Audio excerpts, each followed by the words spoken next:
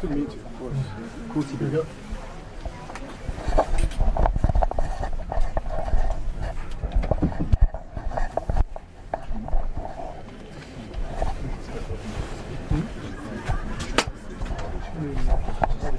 You can go this way.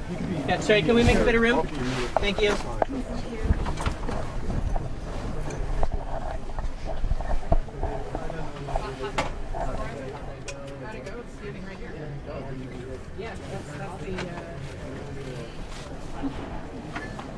I can take 2 people.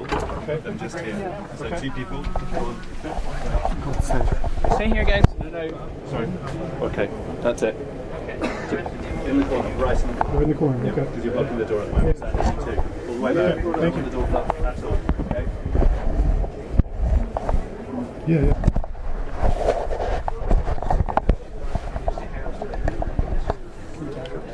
Sure.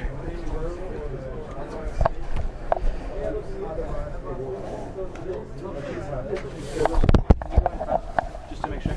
Thank you. Do you want to come to that door? I'm here waiting for you. Thank you. Yeah, great. The door we went out of the room. Okay, I'll wait for you. Am I under a shot? That's all right. Yeah. Okay, fine.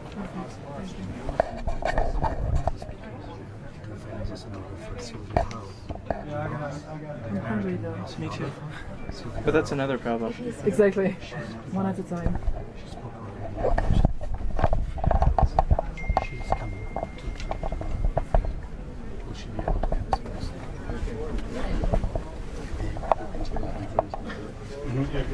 Just wait for her. Okay. So maybe her stuff. You need to leave something. Please. No, but no. You can have that. Ja, hadden ze nog een nooit doen. Just on the side, please.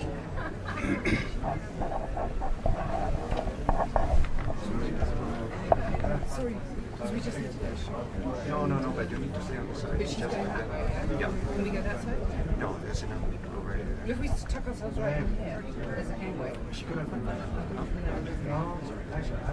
If you do, someone needs to leave because you need to leave some space, please.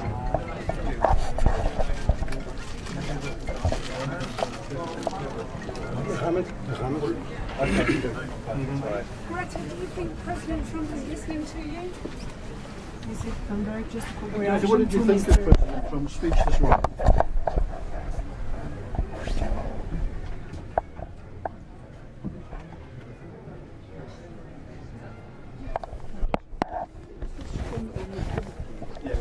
Yeah, it is. It is on the pole. You can see it on there. Oh, we can? You going in?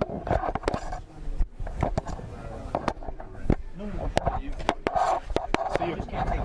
Yeah. Great. Thanks, guys.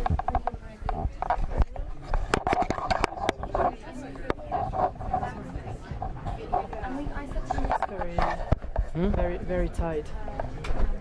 What you look? Just go in that door. I'm here.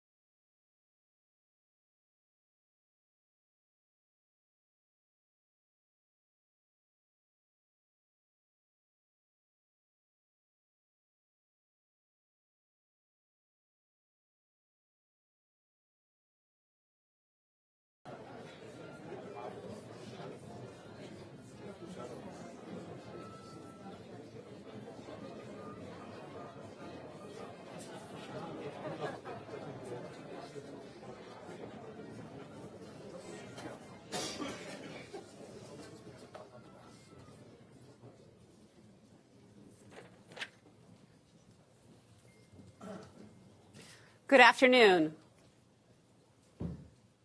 Welcome to the biggest climate session at Davos, Averting a Climate Apocalypse. I'm Rebecca Blumenstein, Deputy Managing Editor of the New York Times. This has already been a momentous day. and this is a very critical discussion to have now.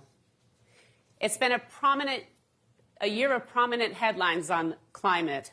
Our job at the Times is to show it, not just to write it.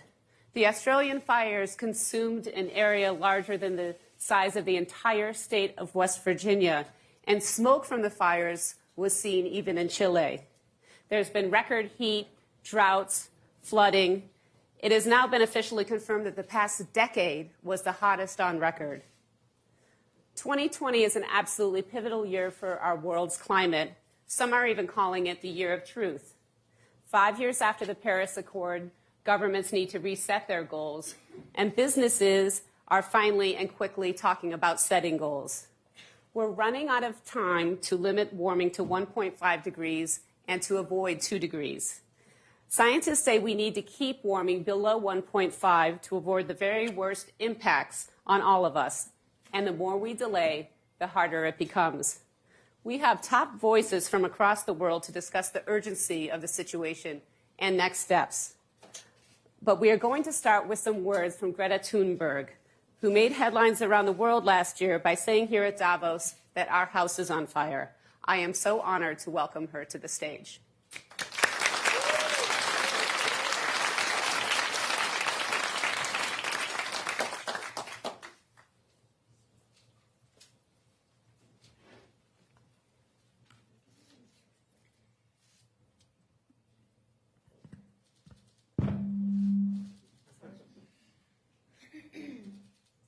One year ago, I came to Davos and told you that our house is on fire. I said I wanted you to panic. I've been warned that telling people to panic about the climate crisis is a very dangerous thing to do. But don't worry, it's fine.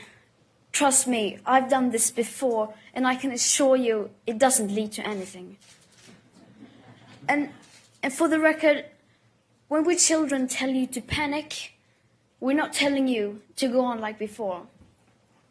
We're not telling you to rely on technologies that don't even exist today at scale and that science says perhaps never will. We are not telling you to keep talking about reaching net zero emissions or carbon neutrality by cheating and fiddling around with numbers. We're not telling you to offset your emissions by just paying someone else to plant trees in places like Africa, while at the same time forests like the Amazon are being slaughtered at an infinitely higher rate. Planting trees is good, of course, but it's nowhere near enough of what is needed, and it cannot replace real mitigation and rewilding nature. And let's be clear, we don't need a low-carbon economy. We don't need to lower emissions. Our emissions have to stop if we are to have a chance to stay below the 1.5-degree target. And until we have the technologies that at scale can put our emissions to minus, then we must forget about net zero. We need real zero.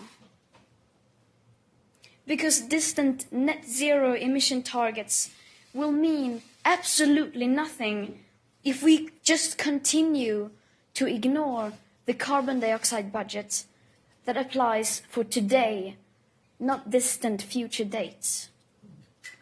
If high emissions continue like now, even for a few years, that remaining budget will soon be completely used up. The fact that the USA is leaving the Paris Accord seemed to outrage and worry everyone, and it should. But the fact that we are all about to fail the commitments you signed up for in the Paris Agreement doesn't seem to bother the people in power even the least. Any plan or policy of yours that doesn't include radical emission cuts at the source starting today is completely insufficient for meeting the 1.5 or well below 2-degree commitments of the Paris Agreement. And again, this is not about right or left. We couldn't care less about your party politics. From a sustainability perspective, the right, the left, as well as the center have all failed. No political ideology or economic structure has been able to tackle the climate and environmental emergency and create a cohesive and sustainable world.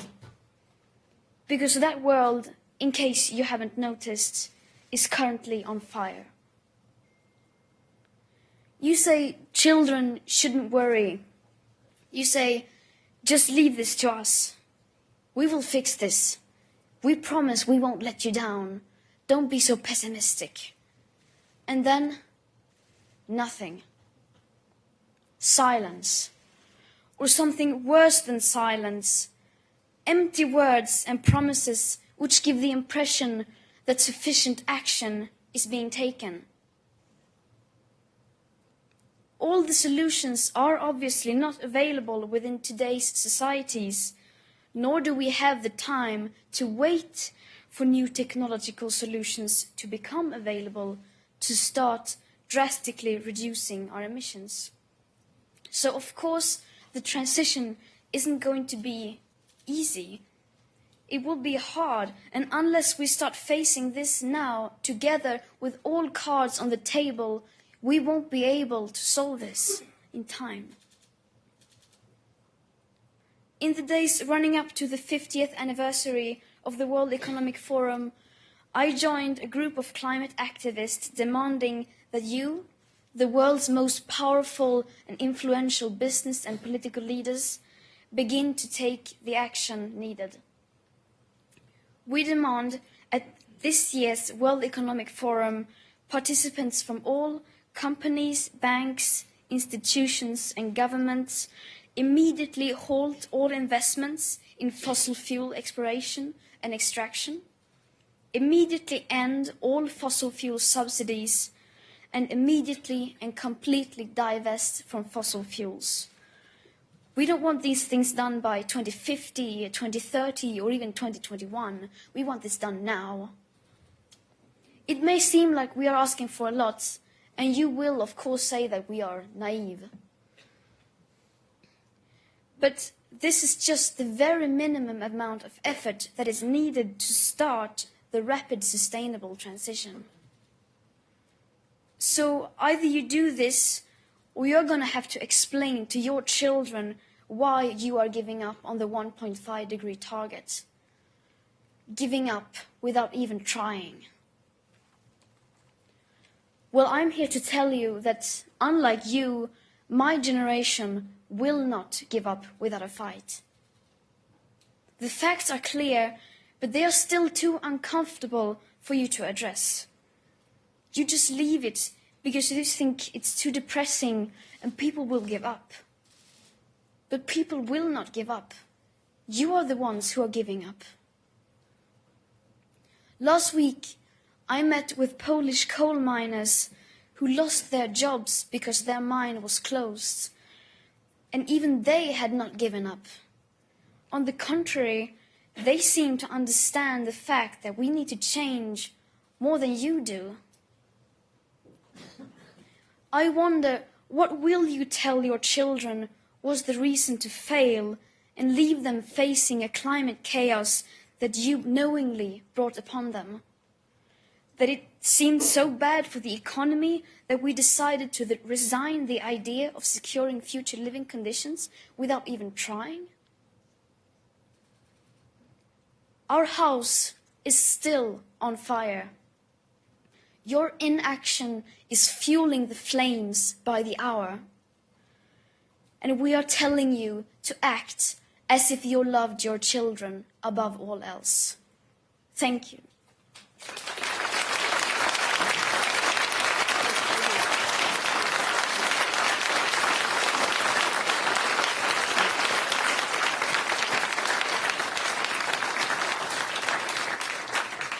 Thank you, Greta, for those stirring and provocative words and for your leadership on this issue. I am going to start by asking our panelists a number of questions. We also want to open it up to you by the end of the session. And if you could please join us at wef.ch/vote.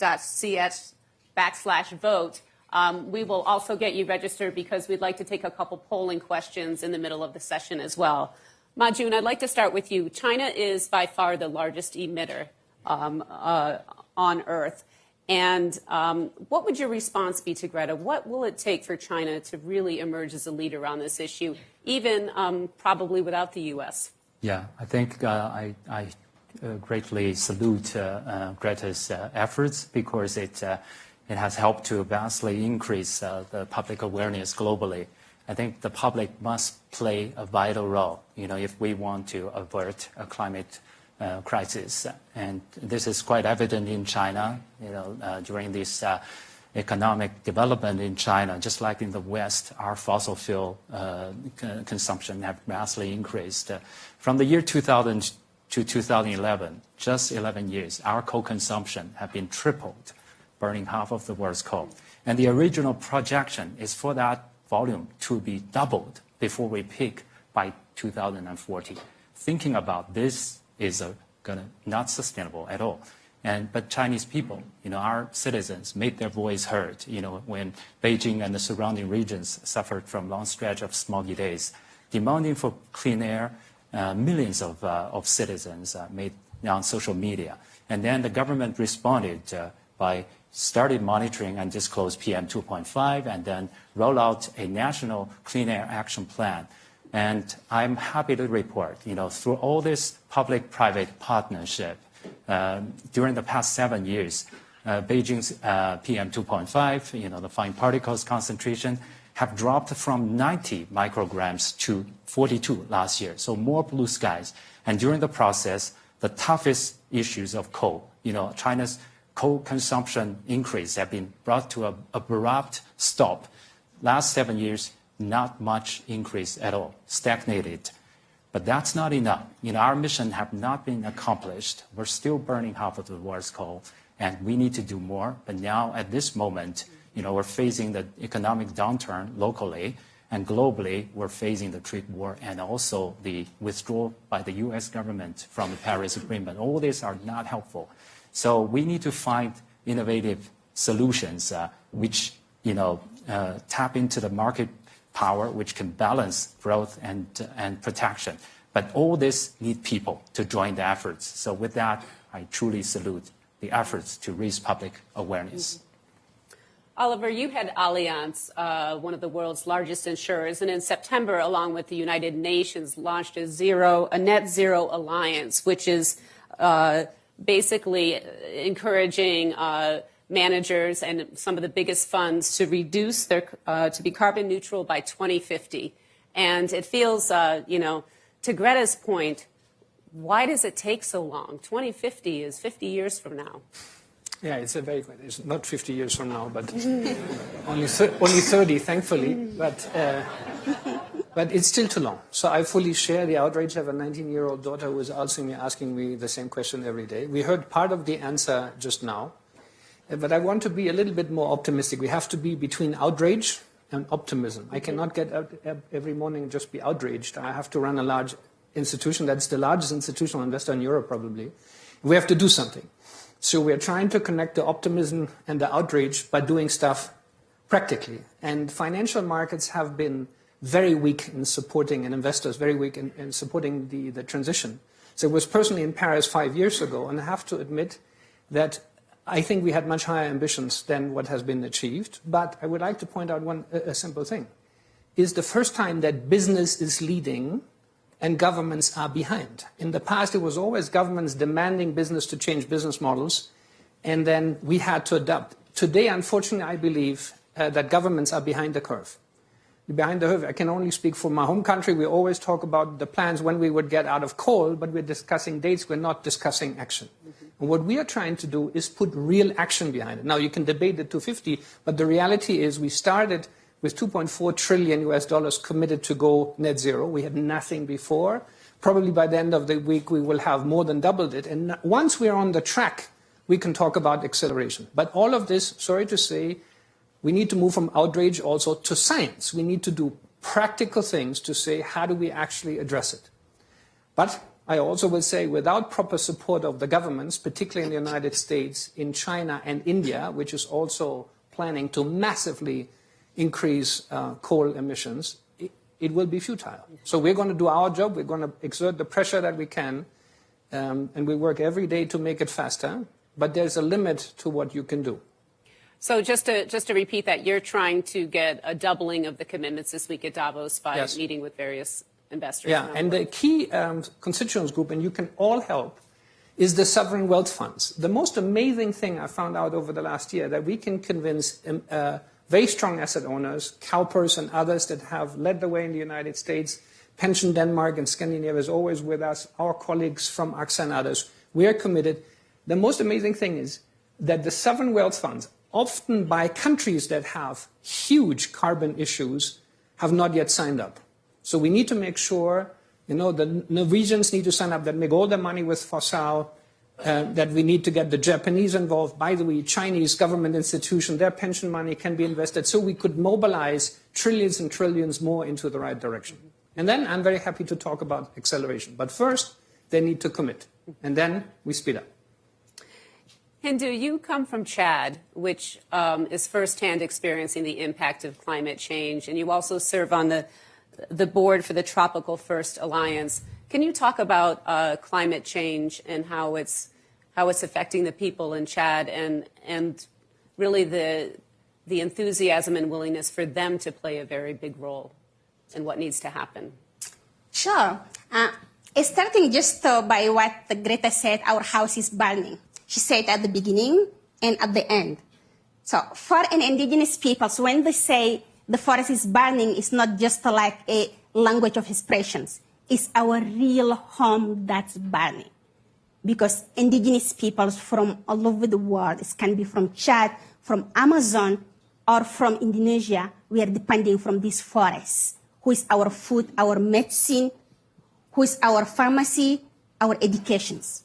So for indigenous peoples in Chad, and especially my community who are pastoralists, cattle herders, is still nomadic. We are not depending from the end of the month. We are depending from the rainfall. And the climate impact, it's in our environment, in our social life. Our environment, when the rain become much and much shorter, with a heavy rain who can flood all our crops, or with a drought who can follow and dry up all our food. So that leads to the community to fight among themselves just to get the access of these resources that's shrinking. This is today. This is our reality. When forest is burning in Australia, in Amazon, it's forest that disappearing. But in my region, in Sahel, it's people that dying because of the climate change, losing them life, who do not think about the future. And that's also when people talk about 2050, for me, I'm like, really, seriously? By 2050, there's no solution for this planet. We need it now. So when the fight, you hear about the migrations, who become more and more. They migrate just to get adapt, to get access to the resources. And that's also what's happening the last months in Burkina Faso, in Mali, in Nigeria, and going on and on. The people who live in harmony among themselves, between pastoralists and farmers, now they are fighting. So the nature who protect us become an enemy for the peoples. That's how we are experiencing it every day. And that changed the social life of man and women together, and we get more the impact is severe. So the action, I think it needs to happen now. And that's also why the Company Act is good. Chinese acting is good. But are we acting now? Are we acting for the real peoples? If we are doing it, yes. So don't talk about zero net by 2050. Talk about acceleration today. Change your policies, change your business, because for us, we are already getting mitigated and adapt. Let me tell you why very shortly. Because indigenous peoples around all the world, we have the wisdom. We are the most impacted, but we understand this nature. We develop the knowledge. We get adapt, and we know how to restore those forests who are burning. And look at the news in Guardian where they are saying the indigenous peoples of Australia, the 2 old women protecting them land because they know how to keep the fire away. It's the case of all indigenous peoples. A grandmother from Pacific, she knows where to get the crops after the hurricane to feed her family. As my uncle and auntie's cattle, when they move, they know how to restore the ecosystem. So business need us because we are the future. We are the solution as indigenous peoples. So you need to listen from us, learn from us, and get your business sustainable. You cannot kill your partners because for us, the nature is our partners, we protect it. And for you, you need to protect your business and listen to us. We help you to do that. Right.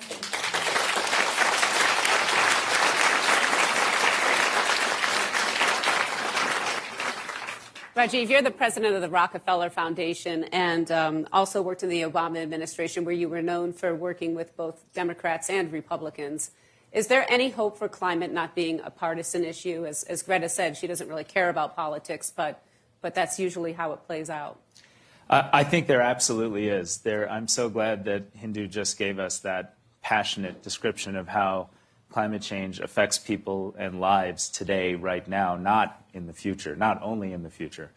And I think that's perhaps the key to getting out of a political debate about climate change and getting to practical solutions. I've had the experience of walking on farms in Ethiopia with famous climate deniers from the United States Congress.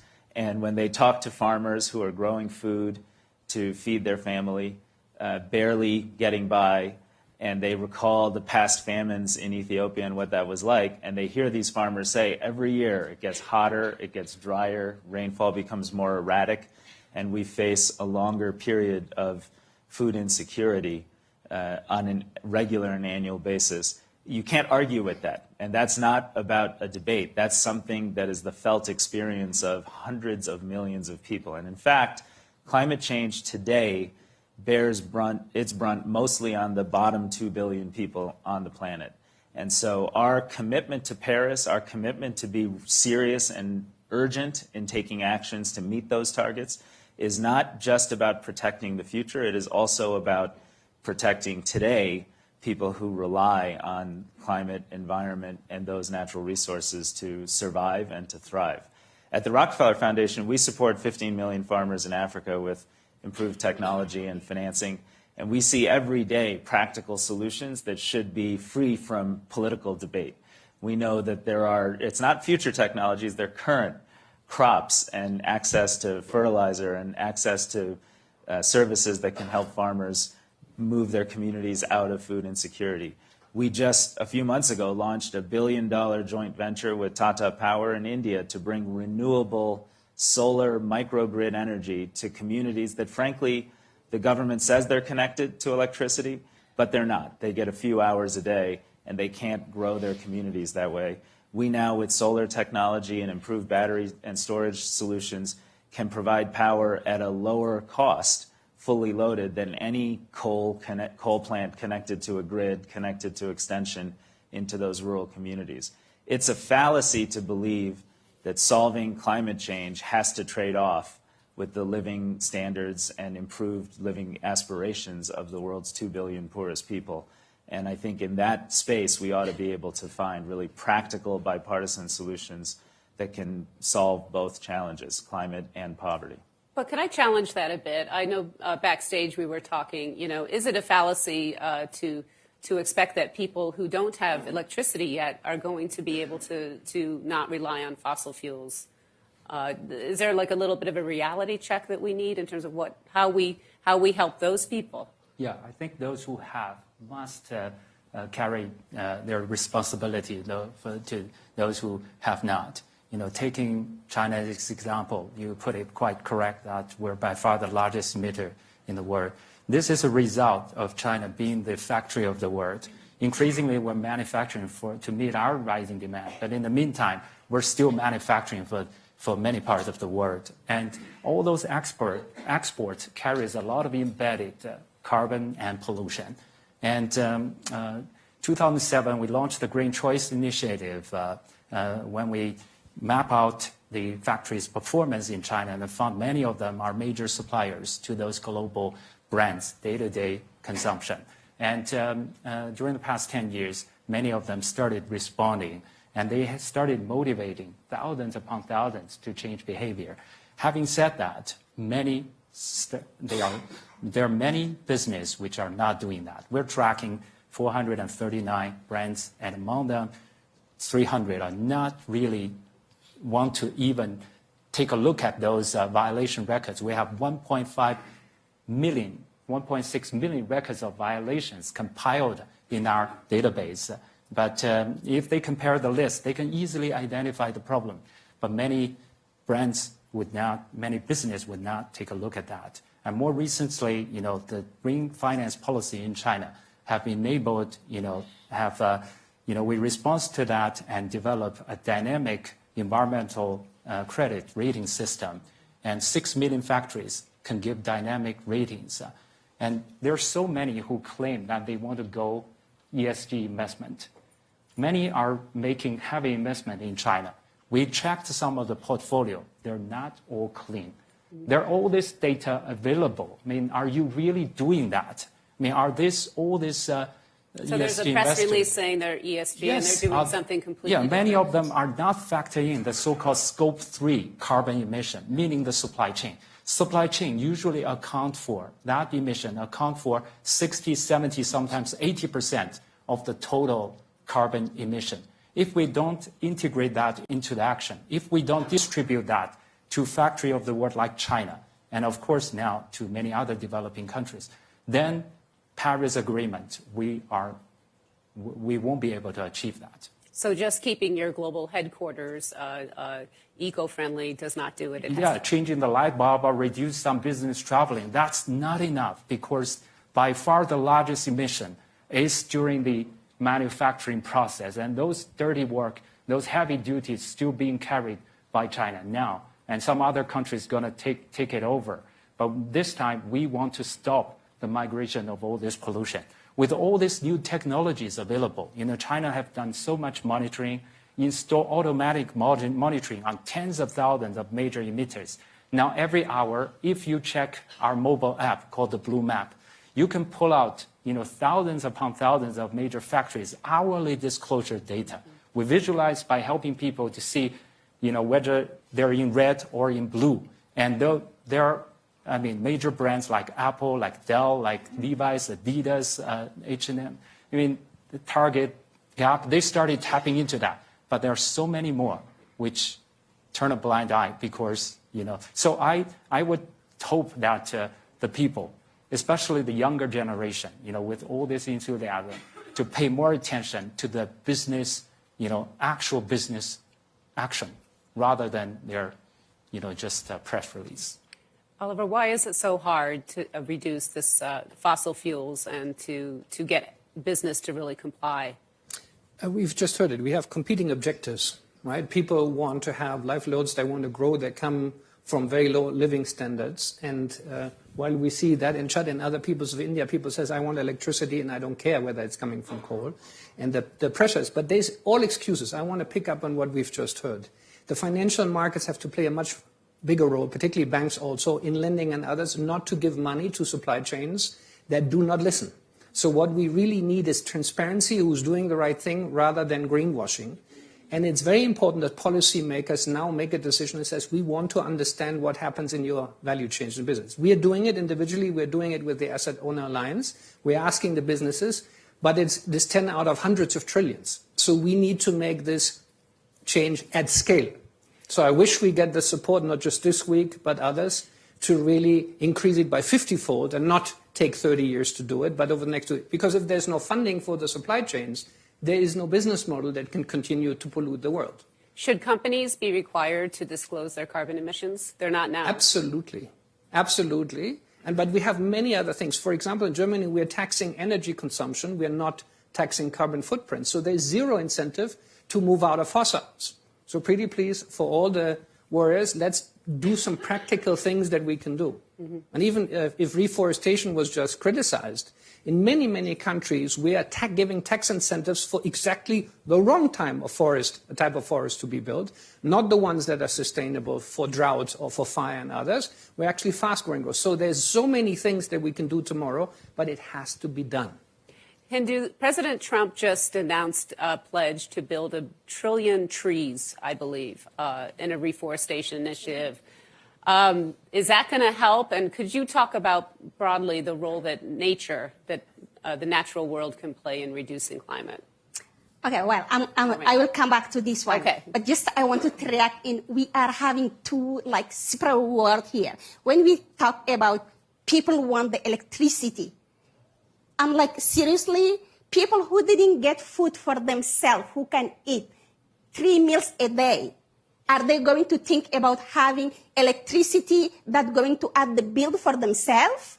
So I think we need to talk about this inequality between what is technology, what is development, what is the need of the peoples, before to talk about how we can tackle climate change on energy or not. So developed countries need to shift and right now from the dirty energy, from coal or whatever, to the clean energy, but not for developing countries, because developing countries have the priority to eat first and then focus to the energy. Coming back to your questions. 3 trillion trees. When we talk about trees, I think most of the bigger power think planting a tree is the solution to the climate change. That's it. But planting trees, yes, we need to plant them. But how about keeping those who exist? The ecosystem who exists already. How about restore it? How about protect it? We can't give the excuse by planting 3 trillion trees and cutting those who can make a paper, who can make whatever that they want and make more money to them. That's the questions. So planting the trees is a second phase of the business. And we know how to do this restoration. Indigenous peoples in Amazon, when you go to them land, is the most diverse ecosystem. It's better than a national park because the government can't protect the national park from the fire or from the deforestation or from the illegal mining. But indigenous peoples can protect them land. That's why the ecosystem is more diverse there. It's the same in the Congo Basin because Chad, of course, is desert country, but it's part also of the Congo Basin. That's how we are protecting it. So we have the knowledge to do it. Let me give you one example on how we are restoring it. Like my grandmother is the best technology ever. Because she can predict the weather without having a cell phone or internet. She can predict the weather by observing the wind direction, by observing the birds' migration, by observing the tree flowers. She can tell her peoples from where they have to go to get water and pastures. So this technology to restoring her ecosystem can protect her peoples. And that's how we are getting protect. Even we are the most impacted, but we is still in our feet. And we are going to be in our feet for far. So let us restore this ecosystem and join all together, yes, to plant the trees after. Let me give you another example on trees. Quickly. Just a very short. Okay. The green word in Sahel, we say Sahel is a big land of desertification. But if community come together and each one of them take the responsibility of restoring his own land, that's the best way of planting trees. But not throwing millions of them, but giving the people's responsibility to make them themselves because they know it is them survival.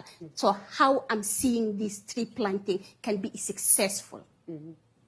Rajiv, how do you square this conflict between the developed world and the developing world and the role that each needs to play? You have big investments in Africa and in India. Well, and when I was in the Obama administration, was part of both the Paris Agreement and also the sustainable development goals, saying that we can achieve zero poverty by 2030. And both are, in fact, achievable and both can happen together. And it's not that difficult to figure out how. First, The 20 largest countries in terms of emissions are absolutely where efforts to get to zero emissions should start. And that is hard to imagine that being successful without government policy participation from China, the United States, and India. And right now, I'd say all three are going the wrong way. And even though China has done some things that are quite appropriate and notable, they're still financing 150 gigawatts of new coal plants in China, and much of it is actually in other countries around the world. The low-cost state-supported financing is in Kenya, it's in Guinea, it's in India, it's in Colombia. So I think it's important to recognize that this is a global issue, and the top 20 countries that emit have to have the politics and policies that say we're serious about getting to reduction. And with all due respect to corporations, it's very hard to see corporations using voluntary action to solve this problem. Second, I actually do think we have to refocus on the living standards and aspirations of the world's bottom 2 billion. And it is possible now to provide renewable-based energy to meet the growth needs of that population. And even recent World Bank studies from last year are already out of date in terms of their own assessment of where the lowest cost electrification strategy is from renewables. And I'm confident this year, in our one project in India, we'll be providing power based on solar mini-grids to communities that have never had access to electricity at 15 cents a kilowatt hour. At that price, it beats every other alternative. And I have met women who have sewing machines and say, you know, I was finally able to get a electric sewing machine, double, triple my income, send my kids to school. A gentleman who works on a farm that's able to buy a rice huller and improve their post-harvest processing. Those are the kinds of things that will create employment, growth, and opportunity for the world's bottom 2 billion. And if we do not take their aspirations seriously as part of this effort, we're failing the other big challenge of our moment, which is the deep inequality that threatens the politics, that threatens us from being able to do things on climate that matter. And finally, I would just say I do think there's a tremendous amount of space to move from divestment to investment. Rockefeller and a bunch of other foundations have moved away from fossil fuels in their direct investments. But even more important than that, having incentives to create investments so we have the trillions of dollars to create the technologies and the solutions that are necessary. It's not the only solution, but it has to be part of the picture, and we're proud to be associated with a number of those enterprises. I want to ask all of you some of your opinions. We're going to cue to a question over who has the biggest responsibility for reducing emissions? Is it government? Is it the business community? Or citizens? If you could enter your responses. We're not seeing much for citizens here, which is interesting. Okay. That's fascinating. And if we could... So government seems to be in the pole position here, as many on the panel have said, of needing to play a bigger leadership role. Can we cue to one more question?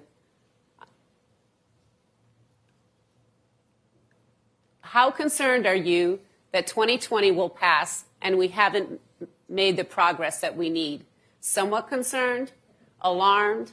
Status quo is fine? Not at all concerned? Wow. Okay. Well, Greta, you are getting through, that's for sure. We have a lot of questions that have come in, and our time is rapidly disappearing here. So Oliver, there's an interesting question about nuclear power here, and I think to all the panelists, Germany took a step back in nuclear power, obviously with the Fukushima accident. What role does nuclear power play moving forward in terms of reducing climate warming? I'm not an expert on technology, so to say that up front. And unfortunately, a lot of these things are discussed without facts. So, by the way, one of the things that we're doing with Net Zero is to have what we call the science-based target initiatives driven by the United Nations.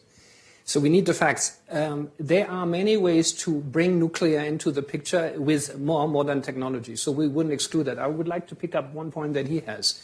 The commercialization of new sources, sustainable sources of energy has happened much faster than we could all imagine. So not just divestment of fossil fuel new fossil fuel, but putting a lot more assets behind new technologies and their scaling. Unfortunately, we have many of these examples, but we're not scaling fast enough. So where are the proper incentives? How do we scale that? So what I'm trying to pick up from Greta is it is taking too long because we're having too many anecdotes, too many nice stories, and too little systematic planning and execution. We need to move from words to action. Mm-hmm. Mm-hmm. Majun, is there any way, I mean, the government of China obviously is very powerful. Your approach is to activate the private sector largely. Is that letting the government off the hook? Yeah, the government must play its role for sure. You know, the whole reason that we as an NGO can compile so much data is because the Chinese government, in response to the public demand for data, you know, started rolling out all this monitoring and data disclosure. And we also changed the legislation, making our supervision much tougher. So. But I do think that, contrary to what many people would think, you know, in China, if the government try to do something, it can do something. You know, there's also limit there. So the government also need people. You know, need the public need to send the clear message, and also the government also need the business to join the efforts, especially now. And now there's such a vast development of IT technology. I would definitely agree with Oliver. You know, I just recently met with our solar panel manufacturer. You know, during the past 10 years, there's a 90% drop of the cost, and they said they're on their way for another 90% drop. And we have the first solar panel, power plant, which can generate power electricity cheaper than the coal power plant. So I think all these are major opportunities, but we need motivation. We need incentive for this to be tapped. You know, all this technology is available. Nuclear, pushing the whole cost to the future generations, with all this spent fuel, disposal. So I do think that now, if we all, share this view that the house is, our house is burning, our whole planet home is in danger, then we need to, come together to make our voice heard, to motivate, as citizens, as consumers, you can do so much because the whole business would respond to that if you choose that you care. Changing your day-to-day behavior is important. But if we can play our role more smartly, tapping into making the data more transparent, no technology, then we can scale up our efforts and achieve our target in a practical and much sooner way. In meeting Greta's challenge, I'd like to ask all of you, what is the single thing, if you were talking to a peer about today's panel, what is the single thing that you would recommend that we should do to avert a climate apocalypse? Anyone like to start? I can go. I think the single thing that I want, the emergency is now. It's not tomorrow. So the action needs to be now. Because what are we waiting for? Forest burning, food becoming difficult, but people dying. Nothing more for me than seeing the community that dying, who do not have future for tomorrow, then who cannot think about the next 50 coming years. So the action have to happen now, and Davos is a big opportunity. 50 years, so it's now time to open all our mind, our eyes, from business to the big politician leaders who are here, to take a radical step further, shift the economy to the clean one, and take the decisions to change all and every system to the sustainable one, to save them peoples, to save themselves. Indigenous people saving ourselves with our knowledge. And it's the time to listen for us. Give us our place. We can talk, and we know how to do it. We know how to protect it. So lie on our back. Don't be in our face. And give us the way to act all together right now.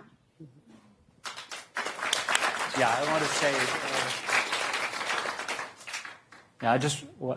of course, it sounds like advertising, but yeah, you're welcome to download the Blue Map app, and because you can see the word is, sometimes our home is on fire. We track the global kind of air quality, and most of the time, China, India, we're suffering from very severe air quality problem. But more recently, we started seeing in the Southeast Asia, Borneo, sometimes all this burning, and Amazon, Australia. It's hard to imagine. San Francisco, the LA, those California, there's bushfire. So we can see it's on fire. But in the meantime, you can see 3 million factories located on the digital map, color coding according to their level of performance. I challenge the business to look into that because we are tracking hundreds of brands also on the app. You can see as consumers or business leaders how they perform. I hope we can come together based on the data transparency. Very tough. Very tough. I don't want to say something that sounds great, but it's not doable. But I'm getting out. At the beginning of the week, we said, we'll be successful if we do 2x. We have to think as a startup and not like a 130-year-old company, which we are. We have to do 10x in terms of getting the commitments. And we'll try to do it as quickly as possible. So not just doubling, 10 times what you started with. And how long? We don't have 30 years. That's for sure. Mm-hmm. Rajiv? I think my big observation is that this takes all of us. And you had that chart that said it's 50-some% government and the rest private sector. At the end of the day, we need governments to set policies, make agreements, and live up to those commitments. And I agree with Greta's observation that we're nowhere near meeting those Paris commitments. As so many people felt they were insufficient as they were, and we're going to roll into Glasgow this year, at the end of this year, and I think people will see that we're just not on a path where people are living up to the commitments that were made just a few years ago. So governments have to offer real leadership. I applaud Alain's, and I think the private sector and companies have to take this on as well.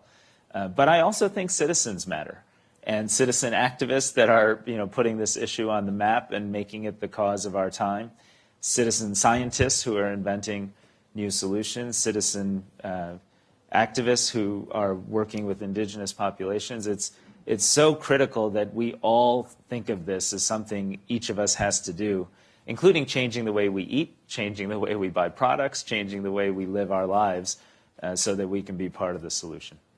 I'd like you all to join me in thanking Greta and our panelists for a fascinating discussion.